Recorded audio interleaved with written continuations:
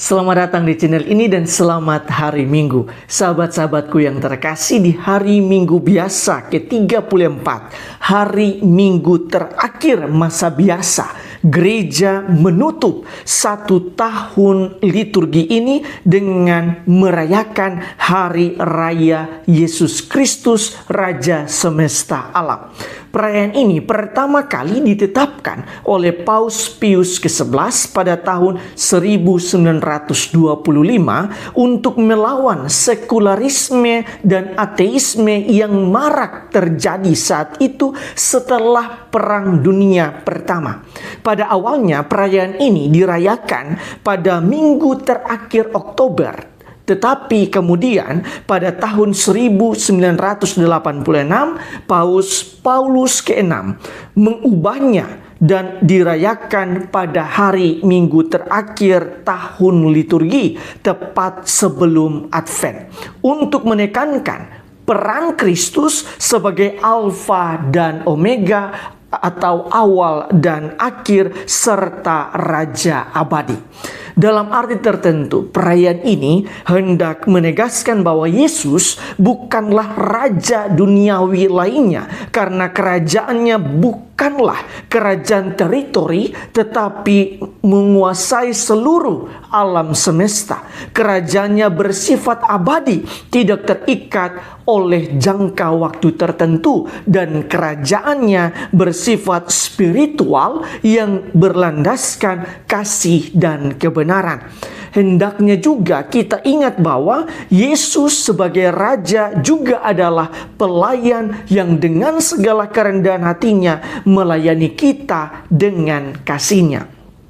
Di dalam bacaan Injil kita melihat dengan sangat jelas bagaimana Yesus berperan sebagai Raja yang berlandaskan kasih dan kebenaran itu.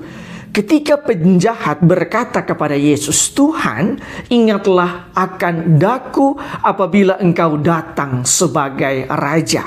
Yesus pun membalasnya dengan mengatakan, "Aku berkata kepadamu, sesungguhnya hari ini juga engkau akan ada bersama-sama aku di dalam Firdaus."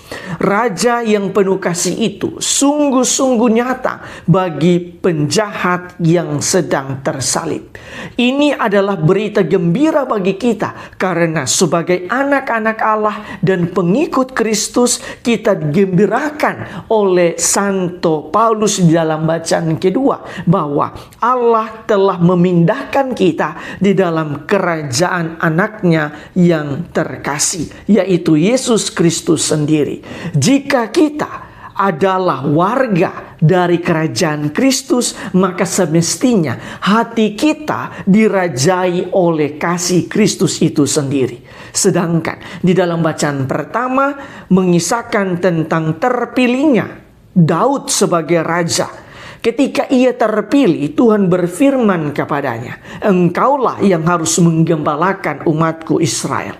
Itu artinya menjadi raja bukan sekedar menguasai, tetapi menjadi gembala yang bisa membawa semua orang kepada Sang Raja abadi, ialah Allah sendiri. Sahabat-sahabatku yang terkasih, berdasarkan bacaan dan perayaan hari ini, marilah kita merenungkan sejumlah remah permenungan. Pertama, perayaan hari ini mengingatkan kita bahwa Kristus adalah Raja dari segala raja. Karena itu fokus kita seharusnya berpusat kepada Kristus sendiri dalam seluruh aspek kehidupan kita. Terkadang sebagai manusia kita fokus kita teralihkan kepada raja-raja lain yang bersifat duniawi seperti harta, jabatan, materi, dan lain sebagainya. Ingatlah bahwa salah satu tujuan dari Paus Pius ke-11 di dalam menetapkan perayaan ini ialah agar hati manusia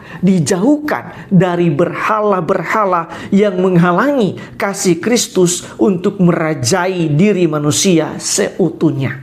Kedua, bacaan Injil memperlihatkan adegan yang sangat indah. Yesus memberikan pengampunan kepada penjahat yang mau bertobat. Ini adalah adegan yang indah karena secara spiritual kita dapat merenungkan bahwa Yesus yang adalah Raja sedang bertakhta dari singgasananya, yaitu salib sendiri.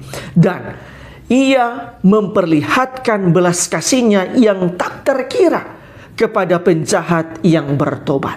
Belas kasih dan pengampunan itu lahir dari hati seorang raja yang sedang menderita. Karena itu, jika kita merasa diri berdosa dan tidak pantas di hadapan Tuhan, ingatlah bahwa Kristus adalah Raja yang senantiasa melimpahkan pengampunan dan belas kasih kepada siapapun yang datang kepadanya, yang mengimaninya. Ketiga, sebagaimana Raja Daud dipilih untuk menjadi raja bagi bangsa Israel, kita pun dipilih oleh Allah untuk menjadi raja bagi diri kita sendiri, di mana hati kita harus dipenuhi oleh kasih yang datang dari Kristus itu sendiri sebagai Raja utama dan sejati di dalam hidup kita. Oleh karena itu, jika kasih Kristus telah merajai kita, maka kita pun patut menyebarkan kasih dan cinta kasih Kristus itu kepada siapapun yang kita jumpai. Tuhan memberkati kita semua.